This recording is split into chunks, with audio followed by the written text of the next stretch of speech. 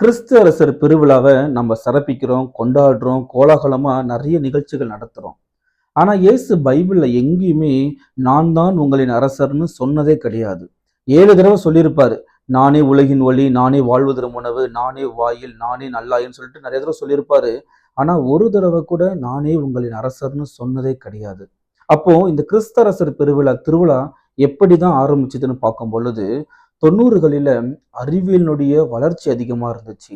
Modernisation, அதாவது technology ரொம்பவே அதிகமா வளர்ந்த நேரத்துல நிறைய பேரு கடவுளே இல்லைன்னு சொல்லிட்டு நம்ப ஆரம்பிச்சுட்டாங்க. கடவுளே இல்லைன்னு நம்ப ஆரம்பிச்சதுனால நம்ம திருச்சபை இவங்களுக்கு எல்லாம் ஒரு பாடம் புகட்டணும், இவங்களுக்கெல்லாம் நாம ஒரு அறிவுரை சொல்லணுன்றதுக்காக தான் 1925 போப் பயஸ் தி 16 என்ன பண்றாருன்னா, இயேசு கிறிஸ்துவே இது எல்லாத்திற்கும் மேலான ஒருத்தர், இதற்கு எல்லாமே மேல ஒருத்தர் இருக்கிறாரு, அவர்தான் இயேசு கிறிஸ்து, அவர்தான் ஒரு அரசராக இருக்கிறார், அதை நிலைநாட்டுறதுக்காக தான் ஒரு பிரகடனத்தை உருவாக்குறாங்க. அதுலதான் கிறிஸ்து அரசர் பெருவிழான்றது உருவாகியது. அதனால இயேசு கிறிஸ்துவை நம்ம வாழ்வின் மையமாகவும், நமது சமுதாயத்தின், இந்த உலகத்தினுடைய மையமாக இயேசு கிறிஸ்து தான் இருக்கிறார், அதை நினைவுறுத்துறதுக்காக தான் இந்த கிறிஸ்தரசர் பெருவிழாவை நம்ம கோலாகலமா கொண்டாடுறோம்.